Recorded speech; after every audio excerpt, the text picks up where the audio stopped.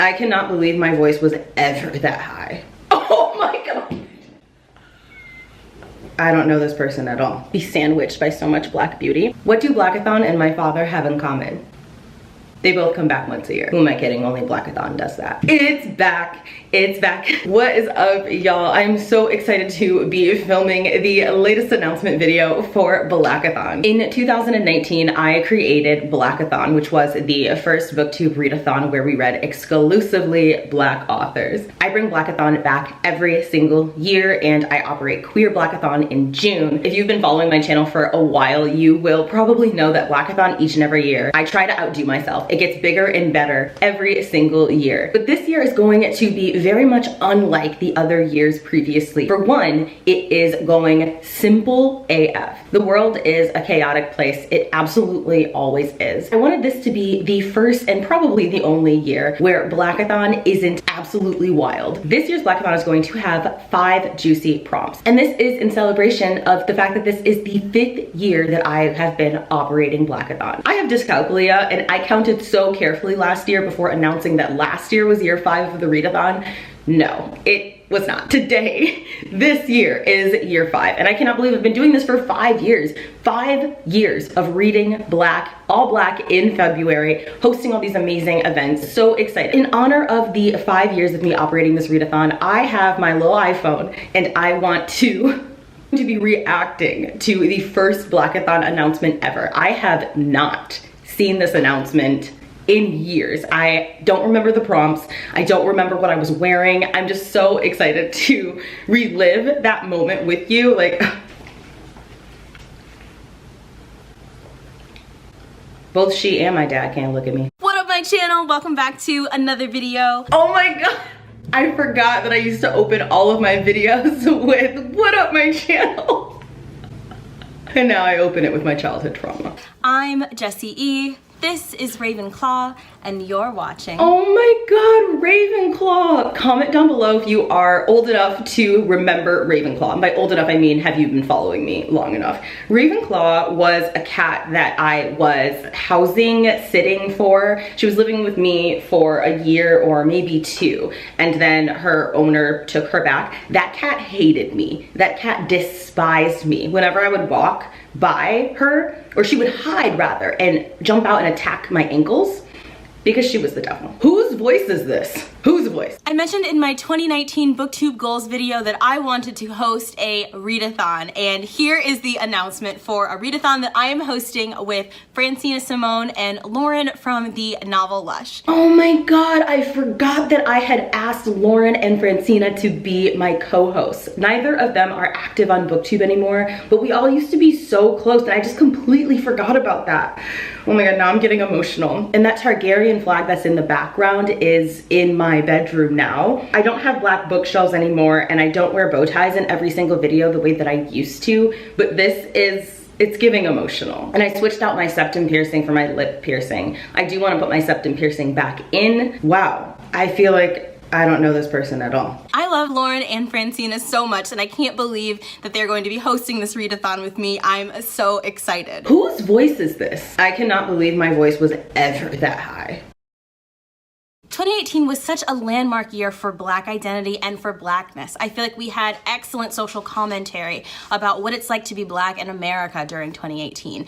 There were really impactful movies that came out. Oh my god, that's right. The Sanaa Lathan film about hair, where it was a huge deal in the Black community that Sanaa Lathan cut off her hair. Some people were just absolutely outraged and saw it as an affront to her femininity. Other people, a lot of Black and queer people on a natural hair journey, felt so proud of her and empowered. That film was deeply, deeply impactful. Oh my god, that's right. Denzel Washington's son made that incredible movie. Black Panther came out, and then there was The Hate U Give, which I still never watched because I put myself through the book, and I can't do it again. And we got the Shuri comic, which has been highly anticipated, and it couldn't have come at a better time. I looked into my reading list for 2018, and less than 20% of the books that I read had either Black main characters or were by a Black author. Less than 20% of the books that I had read in 2018 were by a Black author. Wow, how things have changed. Also, I just can't get over this voice. Oh my God, what a baby. And as somebody who talks so much about diversity but isn't really practicing what I preach, I find that completely unacceptable. Oh my God, look at accountability Black Hillary Duff out here. Because my own Black identity is incredibly important to me, but I haven't been connecting with it as much as I would like to. Let the games begin. Oh my God. Please, no. The first Blackathon challenge is called Feel the Love. Read any book of any genre. Can you feel the love tonight? Since I can't feel my father's arms around me. Genre featuring a romance between two Black people or a Black person and another person of color. The second challenge is called Wakanda Forever. Read a graphic novel or comic series with a Black or African main character. Challenge number 3 is called Hear Us. Read a work by any Black or African author. Challenge number 4 is my favorite out of all 6 of these challenges. It is called Feel the Beat. For this challenge, you will have 4 spoken word poems to listen to. Each of these poems addresses a different topic that is important either to all people or to Black folks specifically. Man, I forgot about the spoken word challenges. It was really beautiful because I think I had about 3 spoken word poems that I wanted people to listen to, and they were all very, very different. And then on Twitter, people were reacting to them and having a discussion about them, and it was really, really beautiful. I think all of those poets now have books out. Their poetry is fully supporting them now. It's just incredible how far all of us have come. And these little graphics are adorable. After listening to each of the 4 poems, you have to share on social media or with a friend which one was your favorite. You should then discuss what the poem means to you and why it matters. These poems have great personal meaning to me, but more importantly, I think that they are some of the most talented works of spoken word that I have heard, and I just can't wait to share them with you and to hear your thoughts on them. The 5th challenge is called More Than a Color. Sometimes we forget to see Black individuals as complex beings. I'm gonna rephrase, we don't forget. Non-Black people forget. So we're gonna walk that back, Jesse. I have never forgotten that I'm a complex being. I have to live with myself. To read a book starring a Black intersectional character. They can be Black and LGBT, they can be Black and disabled, Black and neurodivergent, and so on. And then the final challenge, challenge number 6, is to read the group book. And for that, we've selected Poet X by Elizabeth Asa. Comment down below if you were in the booktube community when everybody and everyone was reading the Poet X. Oh my God, that's right, and there used to be a group book. Oh my God. Okay, so I am feeling so inspired and I just wanna honor baby Jessie. So what I'm going to do is add 2 more prompts from the original Blackathon. And the prompt is going to be, I'm gonna add a group book, which is always optional. And then I'm also going to add, what am I gonna add? And I'm also going to bring back the prompt of a Black graphic novel or graphic comic series or standalone. I want to make this readathon extra special, so for the first 7 days, I will be posting daily vlogs on my reading progress. Who has the energy? I think Blackathon is the only time I've ever daily vlogged, but those Blackathon vlogs, every Blackathon vlog that I've ever done is linked down below in a Blackathon playlist. But those vlogs, the way that y'all engaged with me, how hard I worked to get them up, definitely like a cornerstone moment of my YouTube channel. I can't get over this voice. Whose voice is this? For those days, I will be doing things like skits, shoutouts, and discussion videos that have a topic related to Black identity. That's right. And then I used to have like a Black booktube spotlight where I would shout out Black booktubers at the end of my vlogs. And then for 1 year, I did videos where I had the booktuber themselves film like a little about me, and I just uploaded that to my channel. Now I do my shout outs over on Instagram and in the form of having Black booktubers come and co-host sprints. Let's get into the prompts, shall we? Prompt number 1 for Blackathon this year is to read a book by a Sudanese author. Don't forget, at the end of this video, I'm going to be giving you my TBR and tentative book recommendations, so stay tuned. For this, I'm going to be reading Season of Migration and Eros Souls. Titled Season of Migration to the North, this book is by Taib Saleh. After many years of study in Europe, the young narrator of Season of Migration to the North returns to his village along the Nile in the Sudan, eager to make a contribution to the new post-colonial life of his country. Back home, he discovers a stranger among the familiar faces of childhood, the enigmatic Mustafa Said. Mustafa takes the young man into his confidence, telling him the story of his own years in London in the early part of the 20th century, of his brilliant career as an economist, and of the studies of fraught and deadly relationships with European women that led to a terrible public reckoning and his return to his native land. But what is the meaning of Mustafa's shocking confession? Mustafa disappears without explanation, leaving the young man whom he had asked to look after his wife in an unsettled and violent no man's land between Europe and Africa. Tradition, innovation, holiness and defilement, and men and women from which no one will escape unaltered and unharmed. Edo's Souls, when a young Lucy Aquino, who was coming of age in a 1970s village in southern Sudan, is beset by rumors of approaching violence, she has no choice but to flee, first to Juba, then north to Khartoum. Marco, a gentle young father, wages a daily battle to keep his family together while avoiding friction with any northerners. Peter, a soldier unsure of where his loyalties lie, is forced to carry out night raids searching for bands of rebels. These books are supposed to be very formidable works, modern classics that are unmissable. And given everything that Sudanese folk are enduring right now, it was extra important to me to ensure that this was a prompt. We have a book with black, red, and green on the cover. We have a book that is dual or multi-POV. We have a 2024 release. Okay, the sun has come out and she is being a drama queen, so this is going to be the artistic noir film festival ass lighting that we are getting for me to give these book recommendations and also show what I am going to be reading for these prompts. So again, a book by a Sudanese author. We have Edo's Souls and a Migration to the North. What? Again, for the prompt of reading a book by a Sudanese author, we have Edo's Souls and Season of Migration to the North. And I would love recommendations for Sudanese books down below. Now for a book with black, red, and green on the cover, I'm going to recommend the Stranger Things novel that focuses on Lucas because this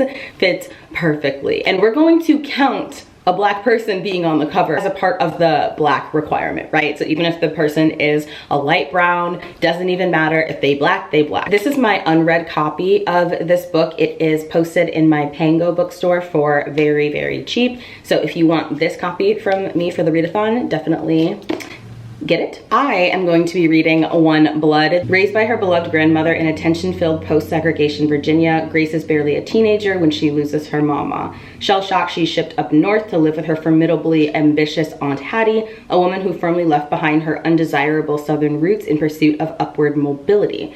Thrust into the world of black and socially ambitious, Grace finds herself trapped in a society of stifling respectability, fancy teas, and coveted debutante balls. I love that kind of synopsis. I love the person who has no idea how to navigate the echelons of toxic upper level society and getting into that world that exists within our own world. Her only comfort is Dale, the sweet, smart, handsome son of one of society's grand dames. However, Dale gets caught up in a racial police killing. He's promptly shipped off to college, and Grace, newly pregnant, is left alone. Then, in an ultimate act of betrayal, Grace is deceived by Aunt Hattie, and her brand new baby girl is given up for adoption. We are also following a beautiful, intelligent, and fierce girl named Dolores, who's called Lolo. Her life has been riddled with pain and loss, same. And when she makes it up north, she puts aside her dream of being a model to do what she has to do to survive. A woman with little money and no mooring. And through her own climb, Lolo eventually does. But then her secrets start to spill out and she's willing to do whatever it takes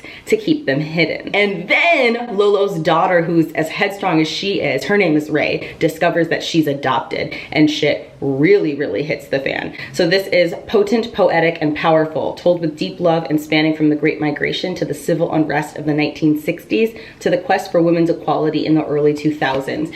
I love me an epic story. And so I guess that explains why in this girl's hair there's all of these women. I don't read a whole lot of historical fiction these days, especially the kind of historical fiction that does talk a lot about segregation, Jim Crow, etc., because I grew up reading those books, read them well into my adulthood. They were all the books that I had access to. But if a synopsis for one of those catches my eye and speaks to me, I'm absolutely going to read it. Another recommendation, and one that I'm going to be reading, is Vagabonds. This is by Eloghosa Osunde, and I am so excited to read this. I know that my friend Ari loved this book, and I had started it, was completely completely enamored. So this is a really fantastic, powerful book if you are a fan of lyrical and literary spiritual fiction. Nigerian authors have long since been killing the game, and the synopsis of this book will give you chills. Vagabonds are those whose existence is literally outlawed. The queer, the poor, the rogue spirits, displaced and vulnerable. It traces an array of characters for whom life itself is a form of resistance, a driver for a debauched politician with the power to command life and death, a legendary fashion designer who gives birth to a grown daughter, a lesbian couple whose tender relationship sheds unexpected light on their experience with underground sex work. Blending unvarnished realism with myth and fantasy, Vagabonds is a vital work of imagination that takes us deep inside the hearts, minds, and bodies of people under duress and in triumph. Also, surprise, surprise, this is going to be our group book. I'm counting these for the black, red, and green on the cover because the covers are black, red, and green, and that counts for me. We are following an incredible woman who is stolen from her village in Ghana and reinvents herself as an assassin. The audiobooks just got put up on Everand, and I could not be more excited. The next prompt is a book that is dual or multi-POV. I am going to be strongly recommending that you read Delicious Monsters by LaSalle Sambury. This is an incredible paranormal fantasy contemporary where we are following two black girls whose lives are inextricably connected to a creepy ass house. So on one hand, we're following Daisy in the past as she is living in this haunted house with her mother who is very, very strange.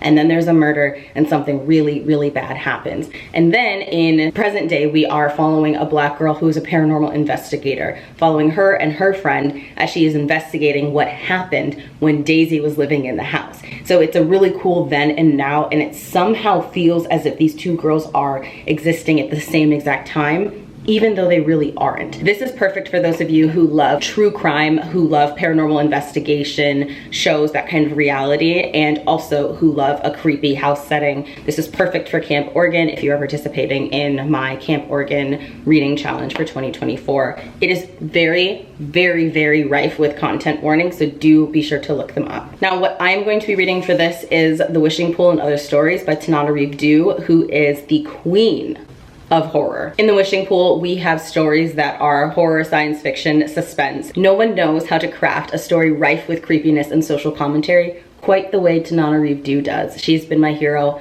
for years, and I'm so, so proud of her finally getting the amount of attention and notoriety that she has always had in my heart. The next prompt asks for a 2024 release, and I am going to be reading Brutopsy. This is by Christina Cook. I unboxed this over on my Instagram last year, and I fell absolutely in love. Just wait until you hear the synopsis. So this is from its debut. It is from a black queer author, and it is set in Jamaica. I cannot freaking wait. Tired of not having a place to land, 20-year-old Akua flees from Canada to her native Jamaica to reconnect with her estranged sister Tamika. Their younger brother Bryson has recently passed from sickle cell anemia, the same disease that took their mother 10 years prior, and Akua carries his remains in a small wooden box with the hopes of reassembling her family. So when I read that synopsis, my heart stopped, but it somehow becomes even better. Wandering through Kingston with her brother's ashes in tow, Akua meets Jada, a brass stripper who shows her different side of the city. As the two grow closer, Akua confronts the difficult reality of being gay in a deeply religious family and what being a gay woman in Jamaica actually means. It's described as a diasporic family saga, Bildung's Roman and terse sexual awakening. The fifth prompt is to read a book that has been recommended from Black Booktube or Black Bookstagram. Vagabonds is going to be my pick for this because it is not only our group book, but I will take any recommendation that Ari gives me, and so Ari is going to be my recommendation. Their platform is linked down below as well. You should follow them. They are black, non-binary, spirit-skinned incredibleness, and I just absolutely adore them with all of my soul. Since I'm just now adding the black graphic novel part, I am not sure exactly what I'm gonna read, but I have so many black comics and graphic novels in my library, so I'm going to peruse after filming this and put them on the screen so that y'all can see what I'm going to be reading. If you would like recommendations, I highly recommend Naomi by David F. Walker. Anything that David F. Walker writes incredible. I highly recommend Naomi. There's so many, oh my god. Anything from Kugali comics, I recommend. I recommend Destroyer by Victor Laval. Maybe this is going to be something that I reread. Victor Laval's Destroyer is a Black Frankenstein retelling where Frankenstein is a Black woman. Her son is the last descendant of the Frankenstein line, and when he is killed by police, his mother brings him back. It's chilling, like I'm talking about it and I'm just getting chills all over again. So hell, maybe I'll reread that one. So the Instagram challenges. Challenge number 1 is to post your TBR. Challenge number 2 is to post a book with 2 or more Black characters on the cover. Challenge number 3 is to post a book with a synopsis that slays. Challenge number 4 is to post a book by a Black author that is short fiction. Let's count graphic novels and poetry for this as well. And challenge number 5 is the challenge we have every single year, and that is a cover recreation or an homage. These challenges begin on Monday, February 5th and conclude on Saturday, February 9th, right? 5, 6, 7, 8, 9. Yes. 1, 2, 3, 4, 5. 5 challenges for 5 years. Before I leave you, let's talk about the final books on my Blackathon TBR. So I'm definitely going to be reading Invisible Sun by Kim Johnson. Kim Johnson wrote This Is My America, and it is one of the most criminally underrated books that I've ever read. This is her sophomore novel, and I cannot wait for it. It's already giving Richard Wright, and I'm so freaking excited. I have to read these books together because their covers give. Like, this is my life's dream, is to just be sandwiched by so much Black beauty. Invisible Sun, I have to refresh myself. Life can change in an instant when you're wrongfully accused of a crime, and when a virus shuts everything down, and when the girl you love moves on. So this is following Andre Jackson, who's determined to reclaim his identity after returning home from juvie to his rapidly gentrifying Portland, Oregon, and COVID-19 hits. So content warning for mention of COVID-19. Andre's suspicions about his arrest for a crime he didn't commit even taint his friendship. And then Sierra, who is his crush, her brother goes missing. And if he can find Eric, he just might uncover the truth about his arrest. So the synopsis for This Is My America was that a Black girl was trying to get justice for her Black brother, who was an athlete accused of killing his white girlfriend. The premises are really similar, and I can only imagine how much this is gonna slay and pull at my heartstrings. And then There Goes the Neighborhood. I'm excited about this one because it is so similar synopsis-wise to my work in progress, Robin from My Hood. I cannot wait to read this. When I found out, like when I read this synopsis, I had chills because there are so many parallels to the book that I am writing, and I just can't wait to see what this author does. This is a book about a group of teens, but led by a girl named Rhea, and her friends are sick of the gentrification in her city. So they decide to create a fake gang, and they are using this gang to push white people out of the neighborhood to keep them from moving in. Armed with cell phones and a bag of firecrackers, the friends manipulate social media to create the illusion of gang violence in the neighborhood. No one was supposed to get hurt. No one was supposed to die. Cannot wait for that. Oh my god, I forgot. I'm also going to be reading Gaslight. I talk about book 1 in my books by authors that I love but can't ethically recommend video. That's going to be linked down below. It's a very nuanced video, but I'm going to be reading the sequel to The Light Seekers, and that is Gaslight by Femi Kayode. You already know you're going to see a Black thriller horror vlog because you already know. You know who it is. In book 1, we are following an investigative psychologist named Philip Taiwo. We're still following him in book 2. He's still alive. In book 1, he is tasked with trying to figure out why this town takes 3 Nigerian students to the center of the square, puts tires over their heads and lights them on fire. And what he does as an investigative psychologist isn't to solve crimes, but to figure out why they happened on a psychological level. And in this one, we are taking place in the church. I'm very excited about that. A shadow has fallen over the megachurch in Ogun State, Nigeria. Beloved Bishop Dawodu has been arrested for murder of his wife. Sade Dawodu has vanished without a trace, and although no body has been found, the police have acted based on what they're claiming is damning evidence, bringing Philip Taiwo on to investigate. He learns that this young, outspoken woman is no favorite of the congregants, and she's been known to disappear for long stretches of time, just like my father. Oh my god, yes! Taiwo and his trusted associate Chika, love that Chika is coming back, plunge into the investigation and unearth secrets that go beyond the missing persons case, ones that if leaked threaten to shatter not only the bishop but the church itself. I am so excited. So he starts to unravel a vast conspiracy, tugged away by demands of life, derailed by systemic challenges, It's high octane and political, a classic mystery with a fresh global tilt. Can't wait. It's really important to me to do what I can to make sure that this book doesn't get swept under the radar, and it's already not getting enough hype. This is Bless the Blood, a cancer memoir by Walela Nehanda, and I think this is important, especially after being reminded about reading The Poet X for Blackathon, like original group book. It is YA and told in verse. We are following a Black non-binary kid who is diagnosed with leukemia, advanced stage blood cancer at 23. They're suddenly thrust into the unsympathetic world of tubes and pills, doctors who don't use their correct pronouns, and hordes of well-meaning but patronizing people as they try to raise funds online. As they fill out insurance forms at the county office, it becomes clear that cancer is where all forms of oppression intersect: disabled, fat, Black, queer, non-binary. In the tradition of Audre Lorde's The Cancer Journals, the author details a galvanizing account of their survival despite the US medical system and the struggle to face death unafraid. This releases in February of 2024. What I'm gonna do for the first time, I'm gonna give you guys 2 options for the group book. These are your 2 options. These are your 2 options for the group book. This one is backlist. This one came out last year, and this one comes out in February. So whichever of these 2 books is the most accessible, or if you want to challenge yourself to read both, please do. And these books cover a lot of the prompts. Okay, what do we think of this lighting? Because I just feel like the Black gods came out and said, now is your skin's time. All right, cuties, what are you going to be reading for Blackathon? Thank you for getting this blast from the past with me. This was really, really fun. Wakanda forever.